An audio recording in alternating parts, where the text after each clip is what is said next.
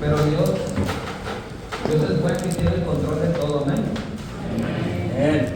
Y ayer la iglesia de Sinapa, que les manda a saludar, la iglesia hija de esta congregación, cumplió 75 años y pasó una hermana con su celular para cantar junto con un niño, y a la hora del canto pues le falló el internet.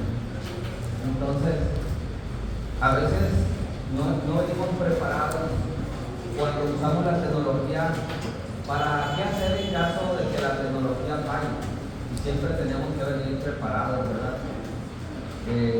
Dios es bueno.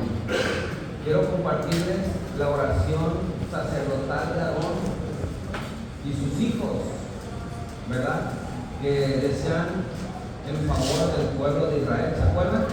Número 6, 24, 26 es la bendición sacerdotal famosa, que dice, en esta versión Nueva Traducción Viviente, dice de la manera siguiente: que el Señor te bendiga y te proteja. Dígale al que tiene a un lado, que el Señor te bendiga y te proteja. Así empieza la oración, ¿verdad?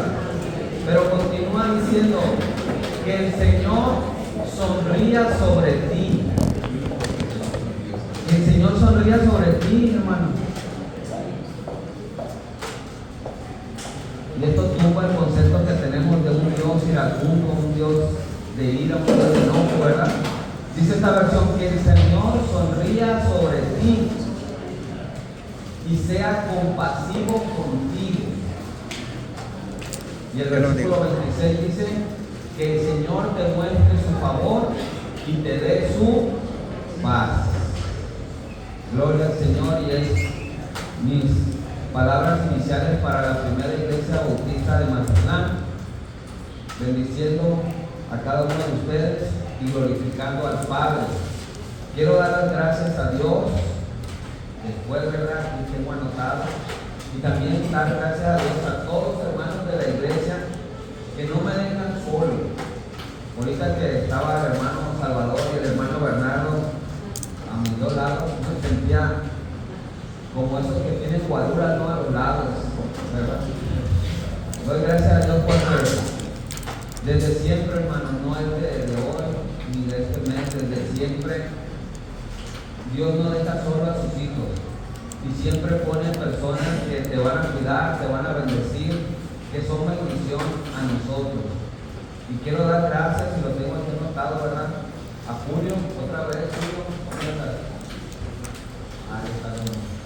Gracias por acompañarme ayer, y también a la hermana Reina, porque no fue la hermana Reina, pero me mandó un mensaje y me dice: quiero ir a Escuinapa, ¿a qué hora nos vemos?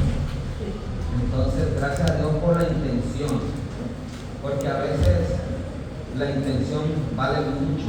Gracias, hermana Reina. Gracias también a todos los varones que en esta semana han estado sirviendo aquí al templo, y anoté a algunos hermanos, ¿verdad? Joyden, el hermano Jorge Aguilar, el hermano José Ramón, el hermano Arquímedes, el hermano Donato, también a mi papá, ¿verdad?, que está ahorita en la iglesia de él. Doy gracias porque aquí estuvieron, aquí han estado tratando de poner al templo más bonito para este aniversario que viene.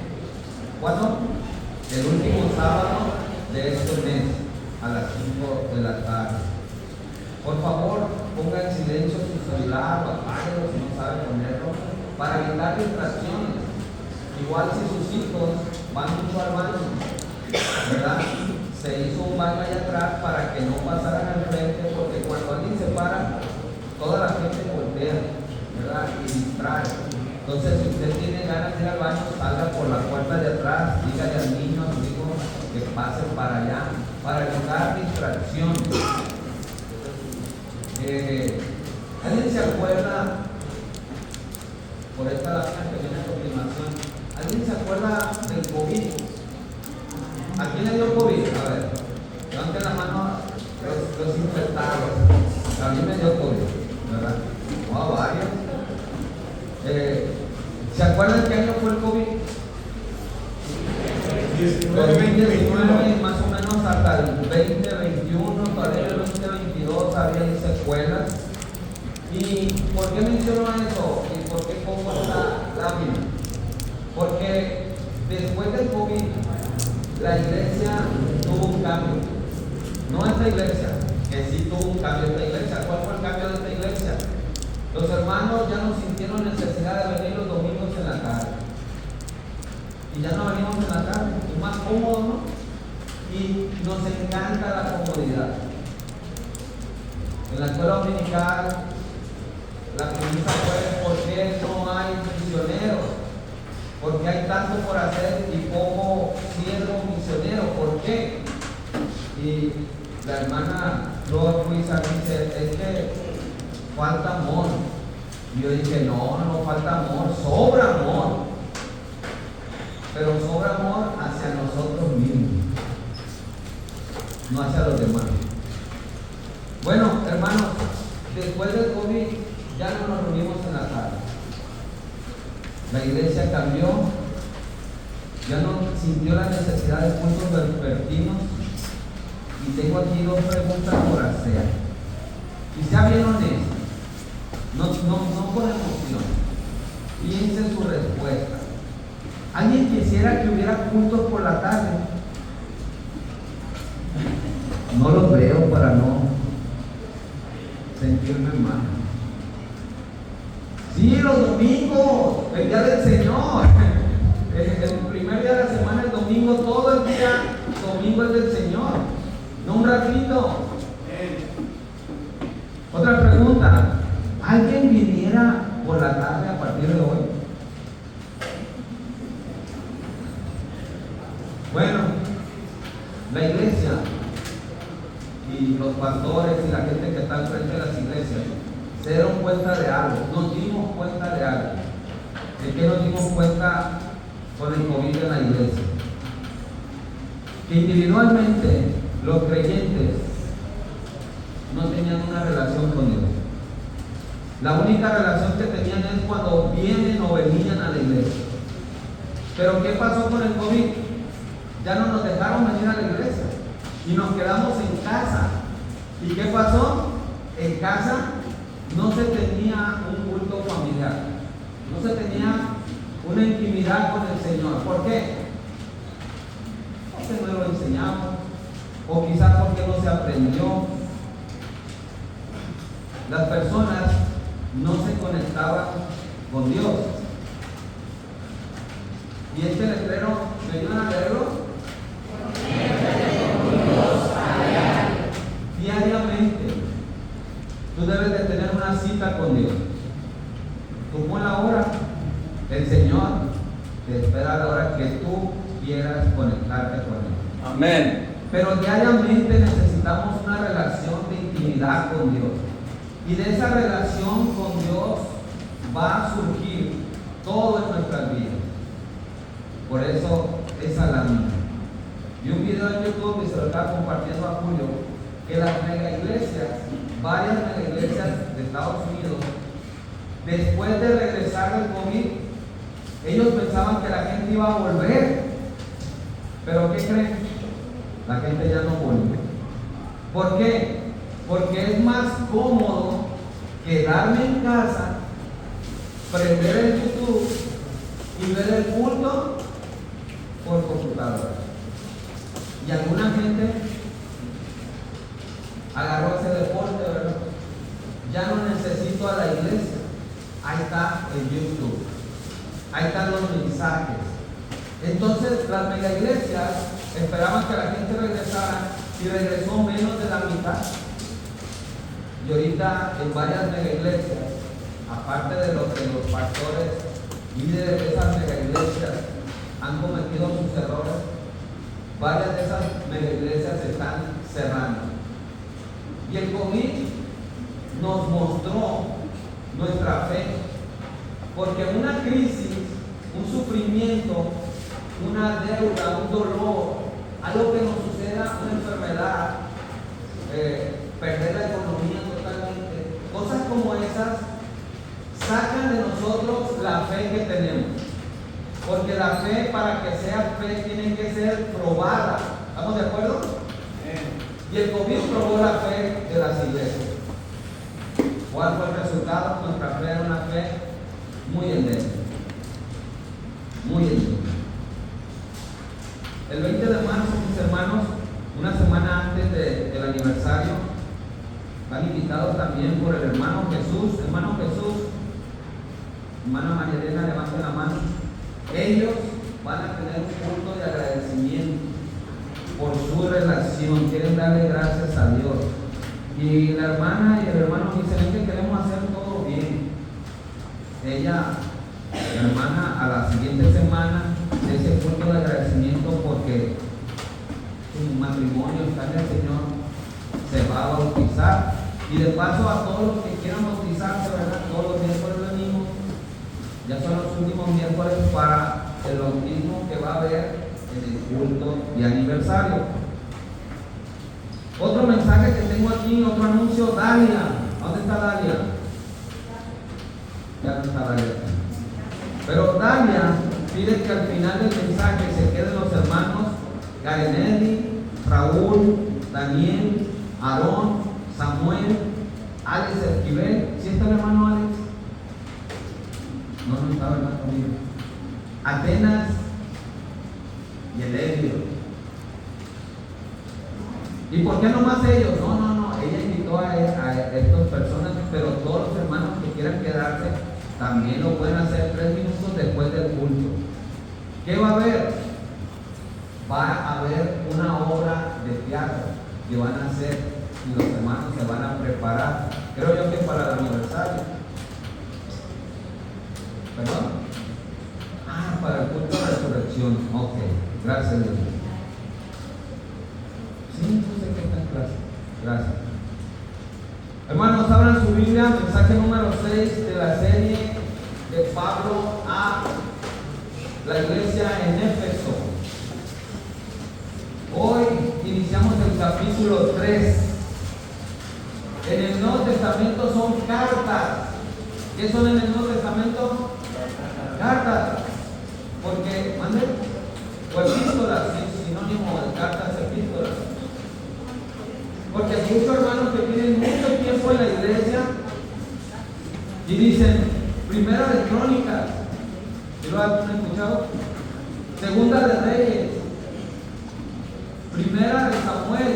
No, hermano, esas no son cartas, esos son libros. Entonces se debe decir Primero de Crónicas, Segundo de Reyes, primer libro de Samuel. Y en el Nuevo Testamento están las cartas, ¿no? Cartas a los Efesios. Después de los Efesios, ¿qué sigue en la Biblia? Filipenses. La carta a los Filipenses. Y todas las que Pablo escribió, a los romanos, etc. Muy bien, el capítulo 3, mis hermanos, de los Efesios, lo voy a dividir en 2 mensajes. Hoy voy a dar la mitad del capítulo 3 hasta el verso 13 que ya leímos. Y el próximo domingo, si Dios lo permite y no pasa nada, va a ser terminar el capítulo 3. ¿Y qué creen? Ahí terminamos la primera mitad de Efesios. ¿Y qué es la primera mitad de Efesios? ¿Alguien sabe? Porque lo repito cada domingo. ¿Qué son los primeros 3 capítulos de Efesios? ¿Qué son? Doctrina.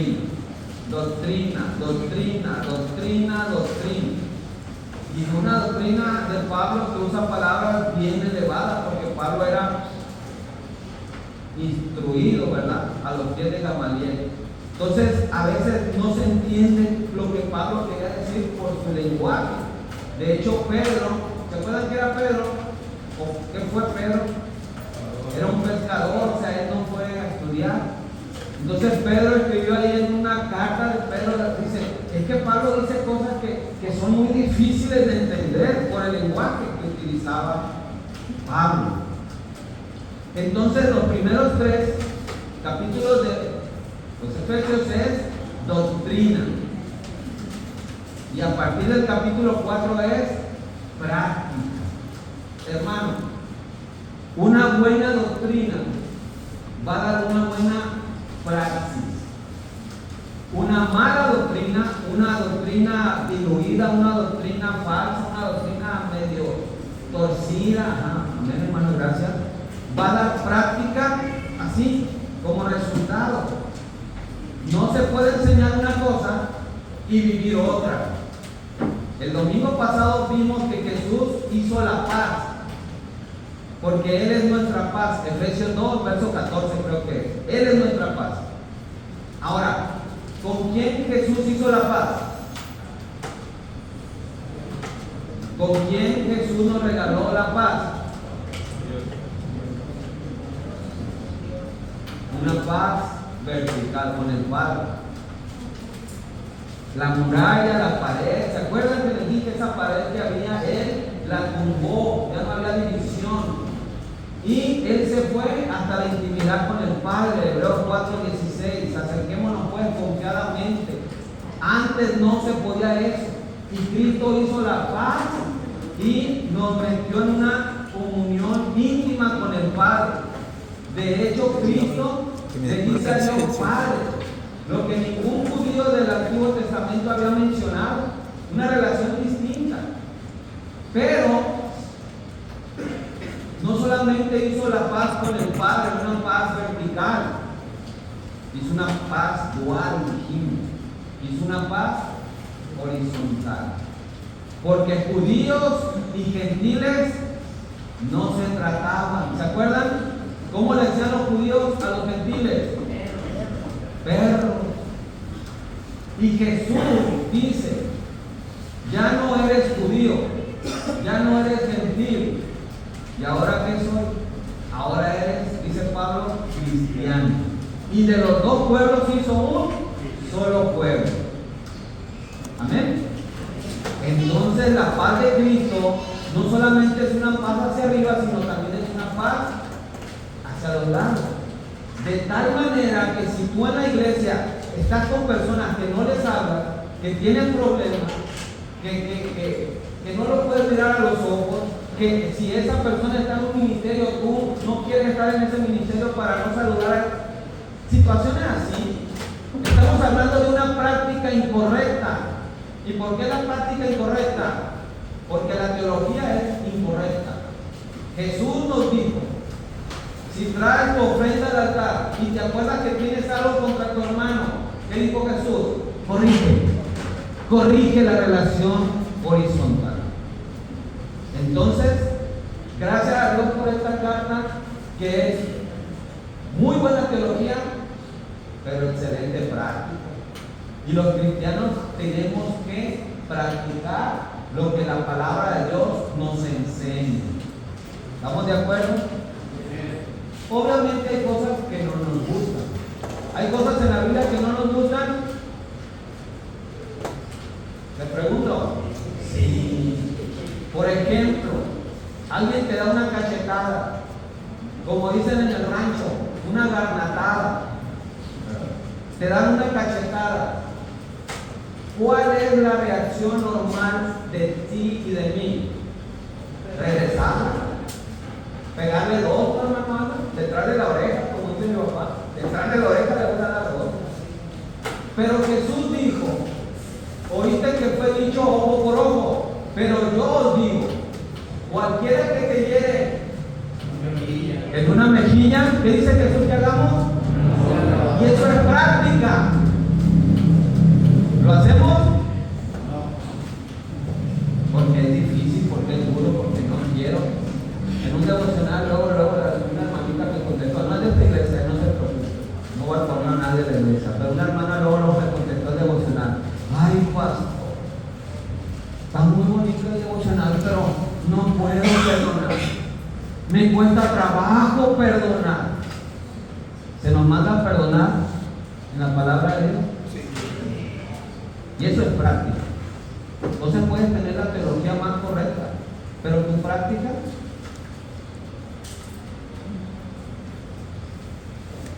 Título del mensaje de hoy.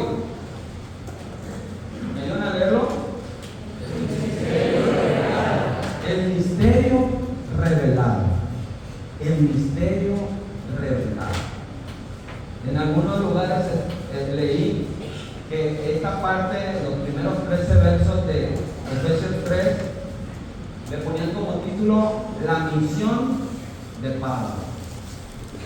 Y de esa misión de Pablo viene la misión de la iglesia. Y de esa misión de Pablo y de esa misión de la iglesia viene mi misión y mi misión. ¿Y cuál es nuestra misión? ¿Llenar el templo? ¿Cuál es nuestra misión? No tengan miedo. Muy bien, gracias. Muy bien. Mis hermanos queridos, indudablemente la carta de Pablo a la iglesia de Éfeso es una epístola eminentemente eclesiológica. ¿Qué es eclesiología? Es la parte de la teología cristiana que dedica su estudio al papel que desempeña la iglesia. Eclesiología es el estudio de la iglesia. Y Efesios, pura iglesia. De hecho, en cada capítulo vemos un símil, una comparación que Pablo dice de la iglesia. En el capítulo 1 dice que la iglesia es comparada con un cuerpo. Y en ese cuerpo tenemos una cabeza. ¿Quién es? Jesucristo el Señor. Nadie más. No mencionamos a ningún hombre, porque la cabeza es Cristo. En el capítulo 2, la comparación que hace Pablo con la iglesia es de un templo, de un edificio. Y la piedra angular, la piedra preciosa, donde todo el edificio descansa es Cristo. Otra vez, Cristo tiene preeminencia en la iglesia. Y en el capítulo 3, lo que estamos viendo ahorita, y lo leyeron ustedes, que Pablo va a comparar la iglesia con un misterio. Con un misterio. Los versos 3 al 5. ¿Qué significa iglesia? ¿Qué estudia la eclesiología como iglesia? Estudia el papel que tiene la salvación para la iglesia, el origen de la iglesia, la relación con Cristo de la iglesia, la disciplina en la iglesia. Levante la mano a quien le gusta que lo discipline.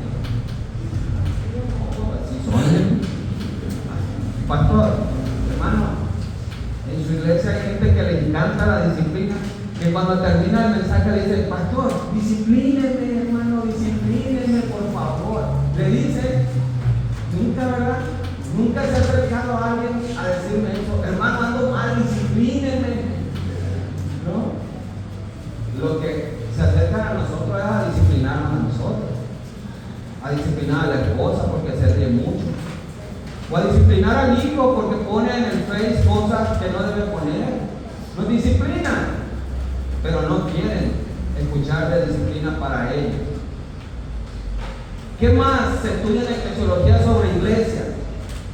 El destino de la iglesia y el liderazgo en la iglesia. ¿Quiénes son las figuras que están ahí en la iglesia? Ahora, Pablo, en la carta a Éfeso, no da instrucciones sobre la organización, el gobierno, las ordenanzas, la disciplina. ¿Qué hace Pablo entonces hablando de la iglesia aquí? La presenta desde una perspectiva eterna. Para Pablo, la iglesia es eterna, como el Dios de la iglesia que es eterno. Pablo habla de la iglesia de manera celestial, habla de manera gloriosa y majestuosa. Así describe Pablo a la iglesia en Efesios. Entonces, mis hermanos, este pueblo que Pablo ahora construye se le ha llamado iglesia. Iglesia. Los versículos 1 y 2 del capítulo 3: por haber predicado la doctrina de la verdad, el apóstol estaba preso. Ya dijimos, no estaba en una cárcel, estaba en arresto domiciliario. Y era objeto de protección y cuidado especial mientras sufría por Cristo. Ahora, versículo 1, Efesios 3:1. Pablo consideraba que su encarcelamiento se explicaba porque él era fiel al ministerio a favor de los gentiles. Versículo 2. Un ministerio fundamentado en la revelación, y ahí está la palabra, del misterio de Cristo. Misterio de Cristo, dice el verso 2, que Pablo había recibido como una administración de la gracia de Dios. Vamos a leer ahora los versos 3 al 5, donde habla de este misterio. Dice esta versión que se llama la Biblia de las Américas. Yo leo el 3, ustedes el 4, nos unimos en el 5. ¿Están listos? Sí. Amén. Que por revelación me fue dado a conocer el misterio, tal como antes os escribí brevemente. Lo cual podréis comprender mi discernimiento del misterio de Cristo. Dos veces, ¿verdad? La palabra misterio. Vemos el 5 puntos. Que en otras generaciones no se dio a conocer a los hijos de los hombres, como ahora ha sido revelado a sus santos apóstoles y profetas por el Espíritu. Gloria a Dios. Punto número 1 del mensaje. El punto número 1 se llama los tiempos del misterio, porque el tema es hoy misterio. Los tiempos. Los tiempos del misterio están en el versículo 5. Ve tu Biblia, Efesios 3:5. Los tiempos del misterio. Dice esta versión que en otras generaciones, tiempos, porque así se hablaba en el griego, se usaba tiempos así, generaciones, que en otras generaciones no se da a conocer a quiénes, a las personas, a la gente, como ahora dice Pablo, sí se les da a conocer, ha sido revelado, o sea, ya no hay misterio, ya no hay oculto, todo fue claro y a la luz, fue revelado a sus santos apóstoles y profetas. ¿Por quién? Por el Espíritu de Dios. Por el Espíritu de Dios. Escuchen esta versión. Se llama Nueva Biblia Viva. Se la recomiendo. Nueva Biblia Viva. Dice esta versión: es el misterio que en la antigüedad Dios no había dado a conocer, como si lo ha hecho ahora por medio del Espíritu a sus santos apóstoles y profetas. De paso les digo que esta versión es como una versión a la altura nuestra. O sea, bien claro para que le entiendan, para que no te quede de duda, porque Pablo habla así muy elevado, muy alto. Y a veces cometemos el error de las personas que hablamos, de hablar cosas elevadas que la gente se queda, que no entiende. Entonces tenemos que, como dice un predicador, predicar como para un niño, para que la gente entienda. Por eso esta versión te la recomiendo. Nueva Biblia Viva. Al final de un mensaje una vez, una hermana me dijo: hermano, tengo una duda de lo que usted puso. La verdad que no entiendo. Dígame por favor, quiero salir de la duda. Sí, dígame, hermano. Me dice: ¿qué es balsa? ¿Qué es balsa? La hermana, ¿verdad?, se quedó con esa duda y todo el mensaje, no escuchó el mensaje, porque ella no entendió la palabra balsa. Y entonces fui yo: ¿para qué digo balsa? ¿Cómo se llama el transporte para cruzar la isla de la Piedra? ¡Lancha! Así le ha dicho. Y le ayuda a la hermana, ¿me explico? Pero la gente a veces pues no entiende ciertas palabras que se dicen y tenemos que ser sencillos y simples. Muy bien, hermano. Entonces, de los versículos 5 al 9 nos da la clave Pablo, abre su corazón Pablo, para que comprendamos toda la carta. Si tú lees y entiendes bien los versículos 5 al 9, vas a entender toda la carta a los Efesios. Pablo dice que antes y en todas las religiones jamás se había dado a conocer el misterio a los hijos de los hombres. Cualquiera que sea este misterio, porque luego sale uno, pregunta uno, ¿verdad? ¿Cuál misterio? ¿Cuál misterio? No, cualquiera que haya sido. Antes no se daba a conocer, estaba velado. Pablo nos declara aquí que los santos del Antiguo Testamento no supieron de él. Entonces, esto nos lleva al segundo punto y de manera bien rápida. El primer punto fue los tiempos del misterio. Segundo punto, ¿cuál misterio? ¿Qué misterio? ¿Alguien sabe qué misterio? De buena nota. ¿Alguien sabe qué misterio? Por favor, no me hagan quedar más delante del pastor. No sé que hay gente que sí sabe, no les dé pena. La doctrina, dice mi esposa. ¿Alguien más?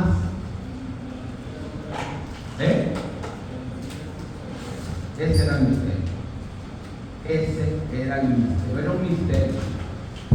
¿Cuál es el misterio? Versículo 6. Hay nada de respuesta. Si lees la Biblia, me lo hubieras contestado. 6. Dice el verso 6. Este es el misterio. Hermano, pero no dice así en mi Biblia. Es que la Biblia normal tiene otras palabras de hace, ¿cuántos años? Estamos a 2024, 1960, 80 años atrás. Entonces hay palabras así medio muy desfasadas a nuestra época. Esta Biblia nueva, viva, es de nuestra época. Dice esta versión: este es el misterio. Que los no judíos, ¿cómo se le llama a los no judíos? Qué bueno que no dijeron perros. Bueno, no dijeron perros porque no, dijimos el domingo pasado, aquí no hay judíos. Si hubiera un judío de nacimiento, luego era perro. No, pero no. Los no judíos, los gentiles. ¿Los mexicanos somos gentiles? Sí. ¿Y los de Culiacán? También. ¿Y los de Mazatlán? También. Somos gentiles. Dice, este es el misterio, que los no judíos compartirán. ¿A quién le gusta compartir? Wow, mis hermanos, primera piedra. Es más, es una roca. Ponte casco porque va para ti. Una cualidad de un cristiano que sale normal así, es compartir. Si tú vas a un restaurante, tienes que invitar a alguien para compartir. ¿No les gustó, verdad? No nos gusta compartir, porque tenemos mucho amor por mí, no por el otro. Y el cristiano ama mucho al otro. De hecho, Jesús dijo: así como quieres que los otros hagan contigo, hazlo tú primero. La regla hermosa de oro. Compartir. ¿Qué vamos a compartir? La herencia. ¿Con quién? Con los judíos, con el pueblo elegido de Dios, con Israel. ¿Qué más dice, por favor? Ambos son miembros del mismo cuerpo y participan de la misma promesa que Dios nos hizo en Cristo Jesús por medio de las buenas nuevas. Bien claro. Ambos, dice, son miembros de la iglesia. Cuerpo es iglesia, acuérdate, del mismo cuerpo, de la misma iglesia. ¿Ambos quién? Judíos y no judíos. Participan de la misma promesa. La promesa de Dios no era nada más para los judíos, también es ahora para el gentil. Pero eso en el Antiguo Testamento estaba velado, era un misterio. Ahorita vamos a ver que no era totalmente un misterio. Pero ahora se clarificó que Dios, ¿quién fue el que hizo la obra? No la hizo Pablo. no la hizo el judío o el gentil, no la hicimos ni tú ni yo. Dice la Biblia que el que produce el querer, tanto el querer como el hacer, por su buena voluntad, ¿quién es? Entonces yo te puedo invitar. Perdona al hermano que te ofendió. Convive con el hermano que no quiere convivir. Comparte con aquel hermano que no quiere compartir. Yo te puedo animar a hacer eso. Pero ¿sabe quién va a hacer la obra? Dios. Y Dios toca tu corazón. Pero tienes un corazón, no quería decir, pero hay piedra, papel o tijera, no me todos los cristianos. ¿Cómo es la piedra en el fuego? ¿Cómo tenemos el corazón? Piedra, piedra. No queremos convivir con aquel. Es que no sabes lo que me hizo. Ok. Ambos son miembros del mismo cuerpo y participan de la misma promesa que Dios nos hizo. ¿En quién? En Cristo Jesús. Porque en los Efesios la clave es en Cristo. En Cristo. Y es una bendición estar en Cristo. Dijimos el domingo pasado. Esa misma bendición de estar en Cristo es lo mismo que estamos en la iglesia. Es lo mismo. No puedes decir que estás en Cristo si no amas la iglesia, si no cuidas de la iglesia, si no velas por la iglesia. Y por el Evangelio dice al final. Muy bien, mis hermanos. En el Antiguo Testamento se conocía la salvación de los gentiles, pero por medio de hacerse prosélitos. Esa es una palabra también así medio religiosona, ¿verdad? Que en nuestro común vocabulario nunca decimos, él es un prosélito. Daniel, ¿tú sabes qué es un prosélito? Yo tampoco. Pero tu tocayo Daniel sí sabe. ¿Qué es un prosélito, Daniel Zúñiga? No sabes, hermanos. No te preocupes, yo sé quién te va a ayudar, tu papá. Hermano Aldo, tampoco, hermano. Hermano, ya hablando en serio, un prosélito en la Biblia viene de la palabra griega, proselitus, que significa extranjero. Un prosélito es un gentil, es alguien que no es del pueblo. Un prosélito es un gentil, uno que recién llegó. Es una persona no judía convertida, se convertía al judaísmo. Y como ese no era judío de nacimiento, sino que le hablaron de la fe y se hizo. Ese es un prosélito. Pregunta. Rahab, ¿se acuerdan de Rahab? ¿Quién era Rahab? Ajá, una prostituta de Jericó. ¿Era un prosélito? Sí. Ella escuchó la fe y ¿qué hizo? Se convirtió al judaísmo. Ese es un prosélito. Otro prosélito en el libro, uno de mis preferidos, en el libro de Ruth. ¿Ruth de dónde era? De un lugar que odiaban los judíos. Era moabita, enemigo acérrimo de los judíos. Pero Ruth le dijo a su suegra Noemí, no me ruegues que te deje, ni que me aparte de ti, porque a donde tú vayas, iré yo, y a donde tú fueres, vamos también. Bueno, dice más adelante, tu pueblo, no mi pueblo, y luego agrega, tu Dios, ya no tengo dioses moabitas. Ahora mi Dios es el Dios de Israel. Ese es un prosélito.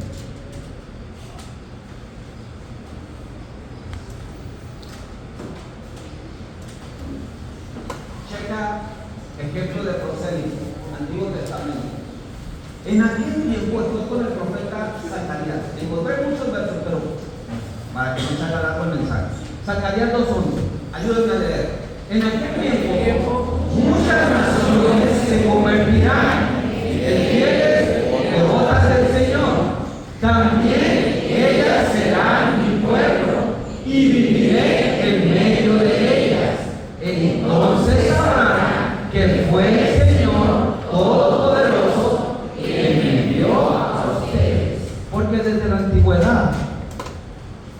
plan de Dios soberano no era solamente salvar a Israel, no era nada más salvar a unos cuantos. Yo no quiero la muerte del impío, ¿se acuerdan? Y todos de los otros pueblos que escuchaban de Dios y se convertían, ahí están los procesos. Y dice que van a ser poquitos, que van a ser unos cuantos, o como dicen algunos, van a ser 144,000. Ahí está hablando de muchos países, ni siquiera de personas, muchas naciones. Ese es el Antiguo Testamento. Vámonos en contraste con el Nuevo Testamento. Y me encantó, me llenó este versículo, hermano. Es más, dije, ya con esto yo quedo bien. Romanos 16, versos 25 y 26. Dice, y al que puede confirmarnos, según mi evangelio y la predicación de Jesucristo, según la revelación del misterio, ahí está, que ha mantenido oculto desde tiempos eternos. Lean el 26, pero que ha sido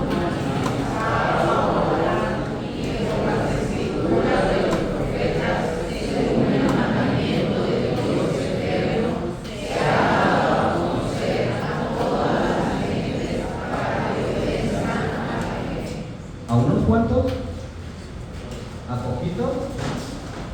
El Nuevo Testamento, el Reina Valera, dice a toda, no unos cuantos, no un equipo seleccionado. Cuando Cristo estuvo aquí en la tierra, le dijeron, Cristo, allá están los samaritanos. Ay, no, con eso no voy. Con aquellos no. ¿Eso hizo Jesús? Él no hizo diferencia. Punto número 3. Vamos rápido. Son 4 puntos. Punto número 3. ¿Cuál fue el punto número 1? Los tiempos del misterio. ¿Cuál fue el punto número 2? ¿Qué es el misterio? ¿Y qué es el misterio? Que tenemos salvación y tenemos las promesas y tenemos las bendiciones iguales, judíos y no judíos. Que en el Antiguo Testamento eso no se había dado, pero que en el Nuevo Testamento es claro y es para todos. Jesucristo, no, perdón, fue Pablo, ¿verdad? Dice, donde no hay varón ni hembra, esclavo o amo. ¿Sí se acuerdan de eso? Fíjense lo que pasaba en la iglesia primitiva. Y eso pasó también en la iglesia de Estados Unidos durante el tiempo de la esclavitud. Llegaba el evangelio y modificaba todo lo de una ciudad, lo de una nación. Entonces llegaba al templo un esclavo de color moreno y también llegaba su amo. Entonces el amo del esclavo veía al esclavo y ¿cómo lo veía? No, pero no, o mejor dicho, sí, pero si era un falso cristiano, si era un falso convertido. ¿Saben qué hay falsos convertidos? No todo el que le dice Señor, Señor. Entonces, un convertido de verdad llegaba a la iglesia, era un amo, tenía esclavos, y cuando llegaba un esclavo a convertirse, llegaba ahí a la iglesia, le decía, hermano. Eso hacía el evangelio. Ya no lo podía tratar como esclavo. Hermano, ¿por qué dice eso? Pues lea la carta de Filemón. Onésimo y Filemón era alguien así, un libre y un esclavo. Y Pablo les dice, hey, y ahora son uno, o sea, son hermanos. Que antes te dañó, que antes te robó, que antes... Sí, pero ahora son hermanos. Hermoso, ¿verdad? Ahora, eso pasa también hoy. En la iglesia hay un juez. Y ese juez cometió el error y dejó en la prisión a alguien el tiempo que no debería dejarlo. Y esa persona pues trae en su corazón un dolor porque ese juez no fue justo. Pero llega aquí a la iglesia y al juez, esa persona que sufrió el aprobio, le dice: hermano, si es un cristiano de verdad. Eso es lo que hace el Evangelio. Hace que nos amemos independientemente de lo que seamos allá afuera. Amén. ¿Doy otro ejemplo? ¿O ya con eso?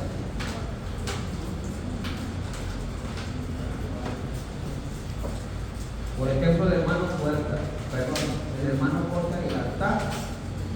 Ahí está. El hermano Jorge Aguilar dice que se arregló el carro. Dice. Pero resulta que te lo dejó peor. Lo llevaste porque le faltaba aire a las llantas y le violó la máquina. Entonces viene aquí a la iglesia, lo ve, hermano, Dios te bendiga, y lo abraza. La bienvenida, eso se ve la bienvenida. ¿Sí se han fijado la bienvenida? Les digo algo, yo filmo la bienvenida. Tengo varios videos, el que quiera le paso uno. Ahí se ve la bienvenida. ¿Cómo algunos?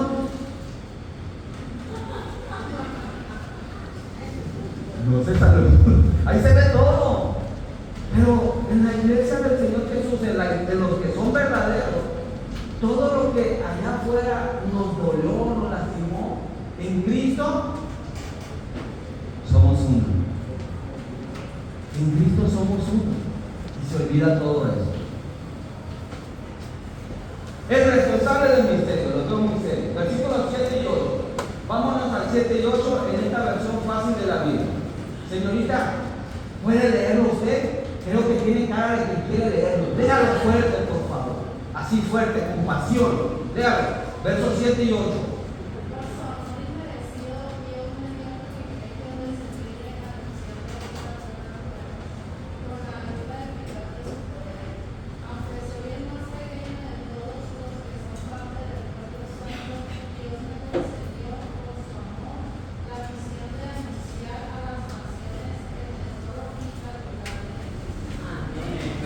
¿Quién es el responsable de este misterio?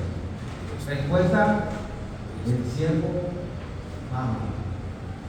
Porque él se consideraba siervo. Él se consideraba el mayor de todos los pecadores. El más peor, como dice en el hebreo. Dice: por su amor, por su gracia, dice la Reina Valera, por su amor que no merezco, Dios me dio, escucha bien esta palabra, ¿qué dice? Hermano, es un privilegio hacer cosas para Dios. Es un privilegio. ¿Cuántos lo consideran así? Amén. No se escuchan muy convencidos. Como que tienen mucho amor, pero no para el ministerio. Al terminar el mensaje allá en Escuinapa, se acerca el diácono y me dice: hermano, esa costumbre pues, que se tiene, hermano, ¿qué pasó? ¿Qué pasó? Hace para allá, hermano, hace para allá, hermano. El hermano Julio está de testigo, que no miente. Hermano, ¿cómo me da dinero? Si es un privilegio servirle a Dios y lo hago con alegría. Hermano, pero para la gasolina, eso se encarga el Señor, hermano. Gracias, de verdad, gracias. Pero yo fui enseñado. ¿Alguien de aquí fue enseñado así? A que servir para Dios es un privilegio. Y aparte te quieren pagar cuando Dios te ha pagado tanto. No, para mí eso es un abuso. Ahora, entienda bien. Hay gente que sí necesita, y a la iglesia se le tiene que enseñar también a ser responsable en esa área.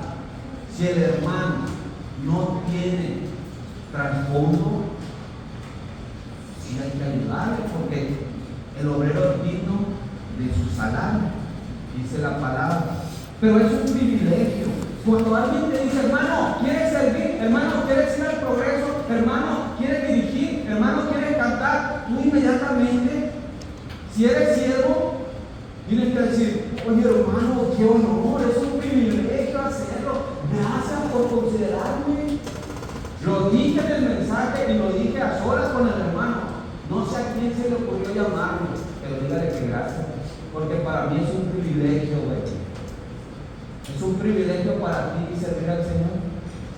Es un privilegio cuidar de esta iglesia. Checa este pasaje. Me encanta. Pablo tiene que enseñarle a Timoteo. Acuérdate, el padre le enseña al hijo. El hermano mayor en la iglesia le enseña al hermano menor. La gente que tiene muchos años en la iglesia le tiene que enseñar a los que van llegando, a los que dudan, a los que tienen problemas, etc. Fíjate la enseñanza. La siguiente declaración es digna de confianza y todos deberían aceptarla, dice Pablo. Cristo Jesús, ¿quién? Cristo Jesús vino al mundo para salvar a unos cuantos. Otra vez, a los pecadores. Pregunto yo, en el mundo, ¿cuántos pecadores hay? ¿Es un grupo nada más? Todos nos desviamos, todos somos pecadores. Dice, Él vino a salvar a los pecadores, y luego agrega Pablo, de los cuales yo soy el peor de todos. Pero nosotros cambiamos esa frase, ¿verdad? Decimos, Juan Valdés es el peor de todos. La hermana de honor es la peor de todas. O sea, apuntamos. Fíjate, Pablo dice, apúntate a ti. Versículo 16, ayúdenme. Pero Dios tuvo misericordia de mí, para que Cristo Jesús me usara como principal ejemplo de su gran paciencia, aún con los peores pecadores. De esa manera, otros se darán cuenta de que también pueden creer en Él y recibir la vida eterna. Bien claro, Pablo, dice Pablo. ¿Se acuerdan que era yo? Era un sicario. Buscaba cristianos para matarlos. Yo era eso. Pero en su misericordia, ¿qué hizo Dios? Me cambió. Y dice Pablo, y si Dios pudo hacer eso conmigo, también lo puede hacer por ti. Porque tú no eres tan peor como yo. Cuando estamos compartiendo el testimonio, las personas que comparten el testimonio, ¿cuántos van? ¿Cuántos van que compartieron el testimonio? 4. Primero fui yo, después fue la hermana Silvia, después fue Xochitl, después fue la hermana Vicky, y ahora 5, llevamos 5, el hermano Agustín. Y en ese compartimiento decimos lo que yo era antes, verso 15, lo que Pablo era antes. Y luego lo que ahora es en Cristo, o lo que hizo Cristo en él, verso 16. ¿Ya lo viste? Hermano, si somos hijos de Dios genuinos, debe haber un cambio. Y ese cambio no lo debo yo decir. La gente debe dar fe de eso. Oye, tan mentiroso que era aquel, y ahora no dice ninguna mentira. Oye, tan egoísta que era aquel, no compraba un plátano por no tirar la casa. Era roca. Y ahora tan dadivoso que es. ¿Qué le pasó? ¿Me explico? El cambio que hace Dios en ti. Eso es el Pablo. Yo te pregunto a ti, checa esta pregunta. ¿Dios ha tenido misericordia de ti? Escúchame bien. Si has dicho que sí, este verso dice: ¿para qué es esa misericordia? Para que le sirvas.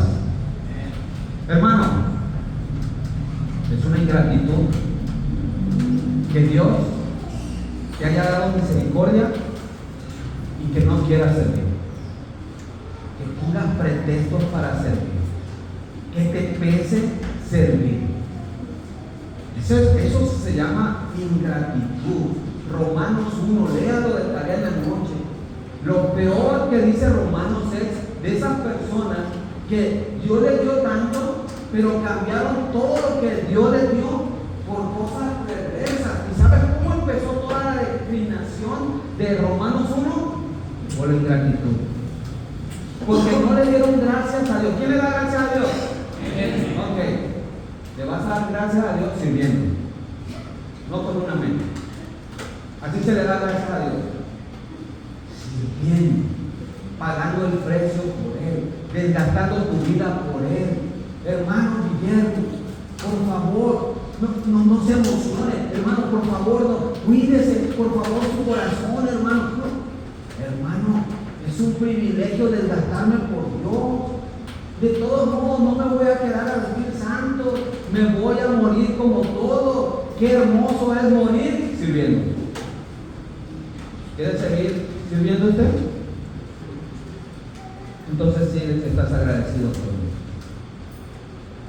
Punto final y nos vamos. El último punto. El porqué de este misterio. Versos 10 y 11. Nada más quiero que los hombres lean. ¿Hay hombres aquí? Así como las galletas, ¿verdad? Emperador, sí. ¿Hay hombres aquí? Amén. Ya despertaron. Lean, hombres, versículo 10. El propósito de Dios con todo esto fue utilizar a la Iglesia para mostrar la amplia variedad de su sabiduría a todos los gobernantes y autoridades invisibles que están en los lugares celestiales. Ese era su plan eterno, que Él llevó a cabo por medio de Cristo Jesús, nuestro Señor. Qué hermoso. Qué sublime palabras de Pablo. Dice Pablo, fíjate prosélitos, judíos, judaísmo, ¿cómo se llaman? Gentiles, todo ese rollo, toda esa cuestión que había, era bajo un plan soberano de Dios, de la presencia de ese Dios que sabe las cosas antes de, y que tiene un fin, mi hermano. Dios tiene un fin para ti y para mí y para esta iglesia. Dios tiene una misión para esta iglesia, pero tiene una misión para ti también, para tu familia. Ahora, ¿cuál era el fin? Aquí está. De que cuando los judíos y los gentiles dejaran sus tribus y formaran la iglesia, esa iglesia ahora tenía una misión. ¿Cuál era la misión? Declarar el misterio. ¿Y cuál es el misterio? Que en Cristo hay salvación. Que no hay otro nombre bajo el cielo dado a los hombres en que podamos ser salvos. En que los perdidos van a escuchar el Evangelio por la iglesia. Aquí está claramente el propósito, la misión de la iglesia. Ve este versículo hermoso. Colosenses 1:16. Cristo. ¿Quién? Cristo. Cristo mismo es el creador de cuanto existe en los cielos y en la tierra, de lo visible y de lo invisible, y de todos los seres que tienen poder, autoridad y dominio. Todo fue creado por medio de Él. La iglesia fue formada por Cristo. El matrimonio fue creado por Cristo. Usted y yo fuimos creados por Cristo. Termino, mi hermano, con esta idea. La idea es la siguiente. Una iglesia sana, ¿qué dice?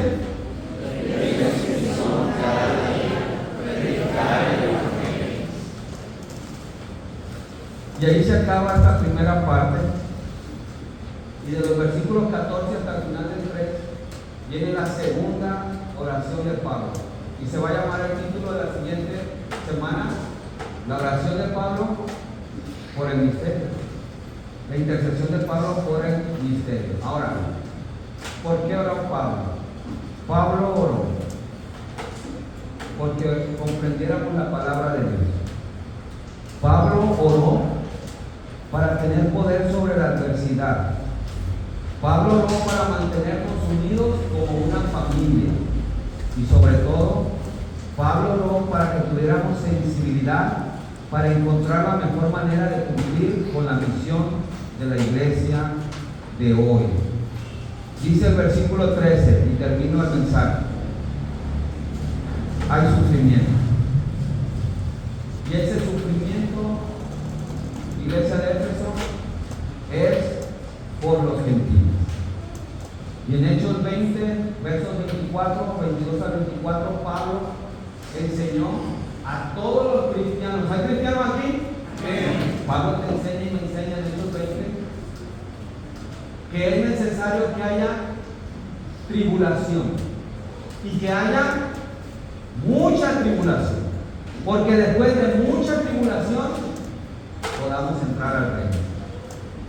Pablo aquí estaba viviendo ya esa tribulación en carne propia. Y Pablo enseña a la iglesia a que si hay sufrimiento, no ore para que Dios quite el sufrimiento. Oremos para que ese sufrimiento nos haga sensibles a la necesidad del ser humano. Bendito Padre celestial, mi Señor y Dios.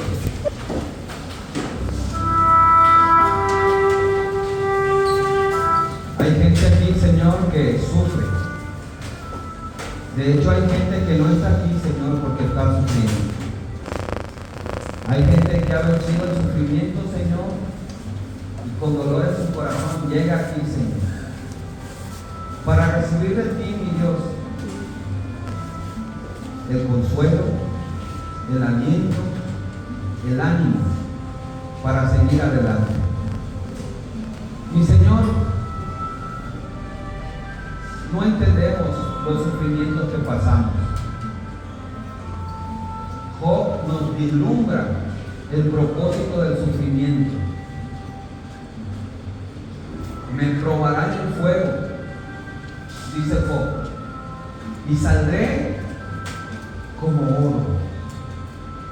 Mis hermanos, el sufrimiento es necesario para tu vida, es necesario para mi vida, para que veamos si nuestra fe es verdadera o es de mentiras, para que podamos compartir con autoridad moral, viendo a los ojos a las personas, que en medio del sufrimiento seguir sirviendo al Padre. ¿Cómo respondes tú al sufrimiento? Hermano querido, Jesucristo dejó estas palabras: en este mundo tendréis aflicción, pero confía, he vencido al mundo. Que el Señor Jesús esté contigo en tu sufrimiento, y que tú veas que en ese sufrimiento Dios nunca te ha abandonado, ni jamás te va a abandonar, y que Él quiere que ese sufrimiento venga a ser una fragancia cuando tú, a pesar de lo que sufres, estás sirviendo al reino de los cielos y a la iglesia del Dios vivo. Llévanos con bien, Señor, a casa, y que podamos, Señor, vivir para tu gloria. En el nombre de Jesucristo, nuestro Señor y Salvador. Amén. Mis hermanos, Dios los bendiga, Dios los llene de su paz.